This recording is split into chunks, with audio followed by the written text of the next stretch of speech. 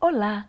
Mais uma vez aqui estamos com o nosso programa Os Gideões e queremos convidar você a estudar conosco a Palavra de Deus, a ver como a Bíblia é um livro maravilhoso, um livro extraordinário, um livro único, não há outro igual. Um livro que foi escrito em 1500 anos por mais ou menos 40 autores, mas na verdade o seu autor é o Espírito Santo. Mas como sendo escrito em 1500 anos, este livro pôde ter uma unidade? Sim, vamos estudar no programa de hoje sobre o cânon do Antigo Testamento. É isto aí. Preste atenção no que você vai aprender hoje. Deixe o seu coração aberto, deixe Deus lhe falar. O programa Os Gideões já começou.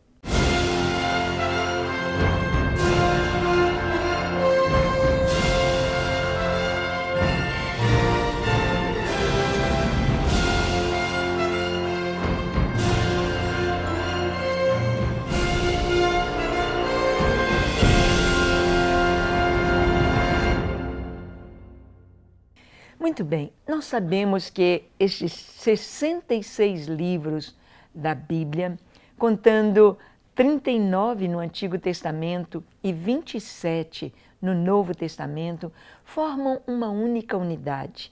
Tem um único autor que fala através de homens cultos, homens eruditos, homens que têm palavras difíceis que você tem de ir ao dicionário, como Isaías, como Ezequiel, mas também homens iletrados, homens que eram pescadores como João, como Pedro, boiadeiro como era Amós, e pessoas simples, livros de história, de poesia, de cartas, revelações, palavras maravilhosas de Deus. E nós sabemos que estes livros foram ajuntados. Quem os ajuntou? Quem os formou como esta biblioteca sagrada para nós? É o que vamos ver hoje. Nesta palavra cânon. Cânon é uma palavra que vem do grego. Significa régua, régua de medir, padrão. Por exemplo, nós hoje temos um padrão que é o metro. O metro que se divide em decimais. Nós temos centímetros, milímetros, mas será que todos os metros estão aferidos? Será que todas as réguas de 1 metro são iguais? Sim, existe um padrão, uma régua de prata que é um padrão. E através deste padrão, se podem construir as outras réguas, com o mesmo tamanho, com as mesmas divisões. Assim, na Bíblia, nós temos livros que serviram de régua, de padrão. E o padrão para o Antigo Testamento é exatamente o Pentateuco, ou seja, os 5 primeiros livros da Bíblia escritos por Moisés. Por que eles se tornaram padrão? Primeiro, porque Deus mandou Moisés escrever. Segundo, porque em todo tempo nós vemos "E disse o Senhor a Moisés, e disse o Senhor a Moisés, e disse o Senhor a Moisés." Terceiro, porque o povo de Israel, todo o povo, foi testemunha de quem foi Moisés, do que Moisés fez e de como Deus falava a Moisés. Então, Moisés ele tem autenticidade para escrever dizendo: Deus me falou. Um exemplo, Moisés escreveu o livro de Gênesis, o primeiro livro da Bíblia. Na verdade, o nome em hebraico, o nome do primeiro livro da Bíblia em português, é No Princípio. E este nome Gênesis, ou origem, ou começo, é uma palavra grega, porque a Bíblia, ela foi traduzida, o Antigo Testamento foi traduzido do hebraico para o grego.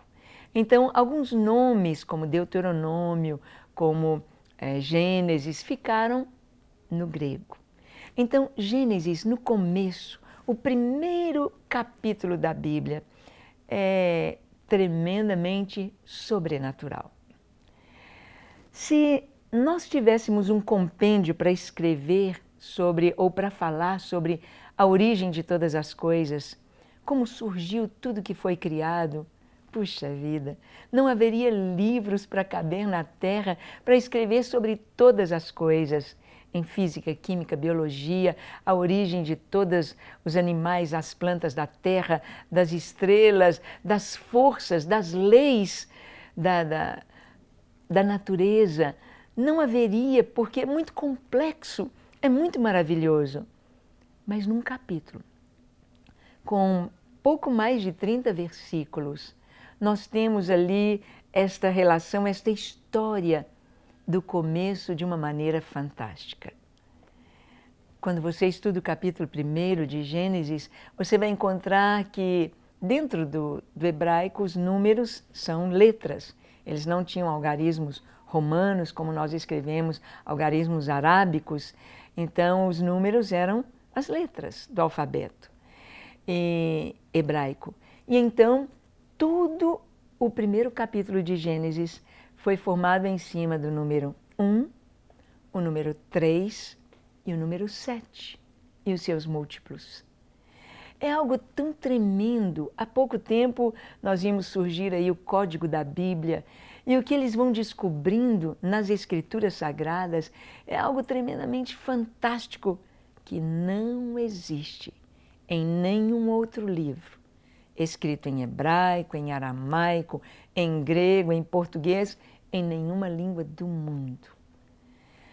Quando você estuda o capítulo 1 de Gênesis, sob essa perspectiva de números, sob essa perspectiva da profundidade do que está escrito ali, nós só podemos dizer uma coisa: isto não veio do raciocínio humano. Era impossível a mente humana formar algo tão perfeito. Então, os 5 primeiros livros da Bíblia, eles nos servem como esta régua, um parâmetro. Todos os outros, eles devem ser aferidos ali. Se vier uma verdade, se vier qualquer outra coisa dita que não confere, não pode ser aceito.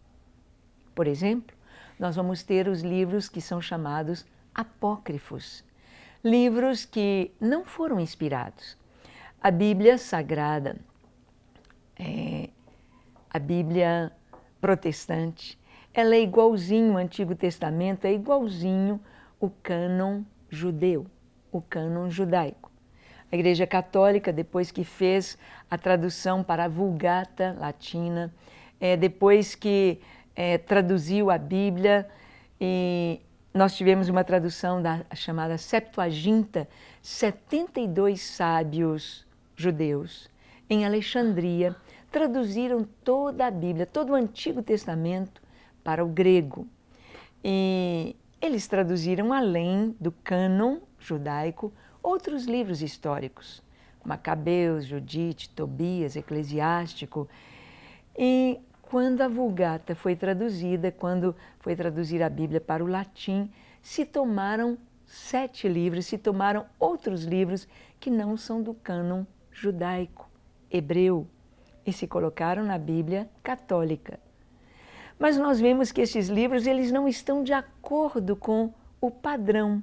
Por exemplo, Moisés, através de Moisés, o Senhor diz: vocês não vão consultar os mortos. Não tem na Bíblia nenhuma prerrogativa falando sobre orar pelos mortos. Não. Já no livro de Macabeus, nós vamos encontrar isto, oração pelos mortos. E então, este livro ele não afere com o cânon, ele não combina, ele não encaixa. Todos os livros da Bíblia trazem a autoridade do Senhor, e assim diz o Senhor, mas esses livros apócrifos, o autor pede desculpa. Olha, se o meu estilo não agradou o leitor, me desculpa. A Bíblia, a palavra de Deus, Deus não pede desculpa pelo seu estilo. Então, nós vemos que é o mesmo cânon, só que o cânon judaico tem 22 livros E o cânon da nossa Bíblia, do Antigo Testamento, tem 39 livros. E aí? É que alguns livros da Bíblia estão acoplados, estão juntos. Por exemplo, nós temos 1º e 2º Reis. Eles têm como um livro só, e a gente pôs em 2. Eles têm 1º e 2º Crônicas, e formou-se apenas um livro com 1º e 2º Reis, 1º e 2º Crônicas. Nós temos 1º e 2º Samuel. Então, por causa disso, são 22 livros, mas todo o conteúdo de Gênesis a Malaquias do Antigo Testamento estão no cânon judaico e estão na nossa Bíblia também. É importante sabermos isto, né? Foi por volta do século III a.C. que os judeus fecharam o cânon, que eles então decidiram, ao estudar quais aqueles livros de toda a sua história até então eram livros sagrados, eram livros proféticos, eram livros inspirados. Alguns, por exemplo, como o livro de Cantares, o livro de Daniel, ficaram por último. Será que são livros inspirados? E depois de muito estudo, sim, eles aferem. Eles conferem com a régua, o cânon, com os 5 livros de Moisés. Então nós vemos a autoridade das Escrituras.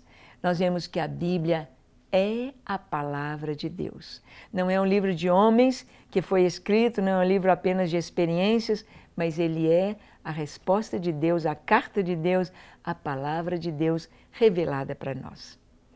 E nesta palavra, o Senhor nos fala sobre a salvação do homem.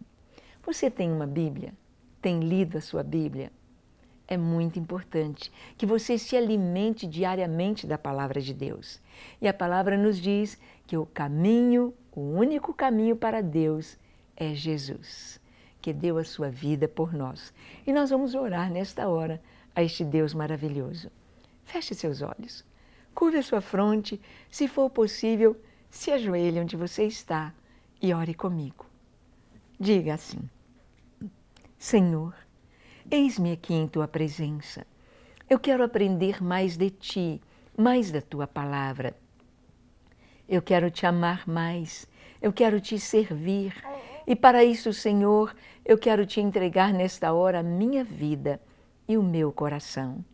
Lava-me completamente de todo pecado, de toda iniquidade, purifica-me de todo pecado e dá-me um coração puro, um coração limpo, um coração cheio do Teu Espírito Santo. Senhor, escreva o meu nome no livro da vida e dá-me a certeza de salvação. Eu me entrego hoje a Ti e para sempre. Pai, oramos também pelas pessoas que nos assistem e necessitam da Tua bênção. Contempla o enfermo e envia a Tua cura. Contempla o oprimido e liberta-o agora. Caiam as correntes, rompam-se os grilhões, abram-se as cadeias, sejam livres de toda aliança com as trevas, de todo vício, de todo pecado, de toda droga, sejam libertos para a glória do Teu nome. Traz o suprimento para aqueles que necessitam, a Tua paz aos corações e abençoe cada lar, cada casa que recebe esta mensagem com a Tua paz, em nome de Jesus. Amém, amém e amém. Graças a Deus. Que você continue firme, firme no Senhor, lendo a palavra e crescendo na fé. E se você tem sido abençoado através do nosso programa e da Rede Super, saiba que você pode ser um missionário, um parceiro conosco, fazendo parte da campanha Super Juntos. É isso aí. Envie a sua contribuição, ligue para este telefone e venha conosco fazer missões até os confins da terra. Que Deus te abençoe ricamente e até o nosso próximo encontro, se Ele nos permitir. Até lá!